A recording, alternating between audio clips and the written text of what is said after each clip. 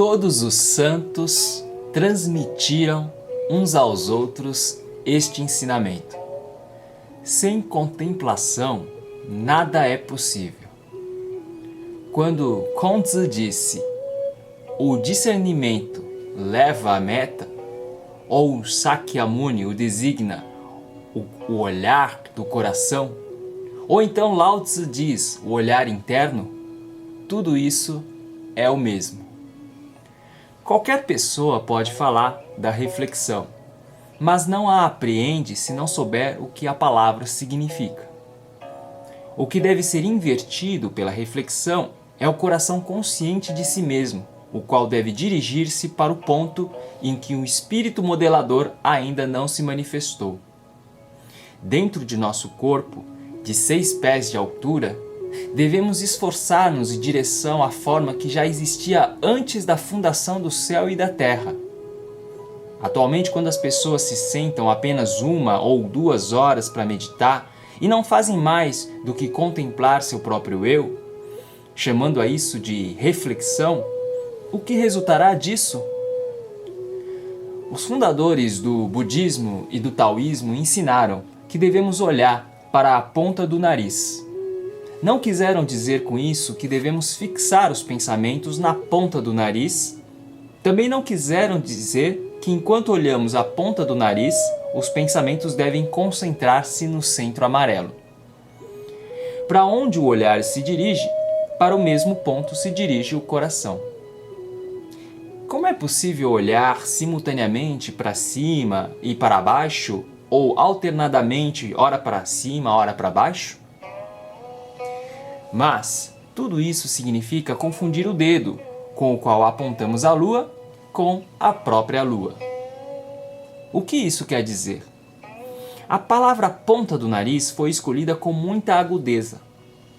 O nariz deve servir como uma linha diretriz para os olhos. Quando abrimos os olhos bem abertos e olhamos para a distância de modo a não ver o nariz, ou então baixamos demasiadamente as pálpebras, de modo que os olhos se fecham e também não vemos o nariz, não nos orientamos por este último. Mas se abrirmos demais os olhos, cometeremos o erro de dirigi-los para fora, o que nos distrai facilmente. Por outro lado, se o fecharmos demais, cometeremos o erro de vertê-los para dentro, o que nos induzirá a um devaneio absorvente. Só quando baixamos as pálpebras na justa medida, vemos a ponta do nariz de um modo adequado. É por isso que devemos tomá-la como diretriz. Tudo depende de baixarmos corretamente as pálpebras, deixando a luz irradiar para dentro por si mesma, sem pretender que a nossa concentração determine a irradiação da luz para dentro. Olhar para a ponta do nariz serve apenas no começo da concentração interior, a fim de dirigir os olhos na direção correta e nela se manter. Depois, isso não tem mais importância. É como um pedreiro suspendendo o seu fio de prumo.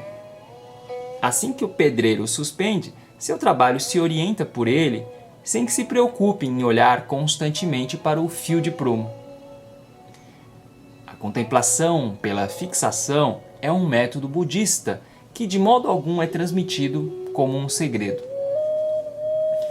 Observemos a ponta do nariz com os 2 olhos, sentados e com as costas confortavelmente eretas. Fixemos o coração no centro, em meio às circunstâncias. No taoísmo chama-se isto o centro amarelo, e no budismo, o centro em meio às circunstâncias. Ambos querem dizer o mesmo, sem que isto signifique necessariamente o meio da cabeça. Trata-se apenas de fixar o pensamento no ponto exato entre os 2 olhos.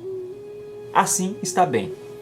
A luz é algo de extrema mobilidade.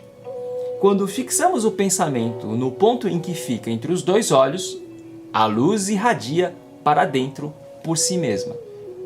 Não precisamos dirigir a atenção especialmente para o castelo central.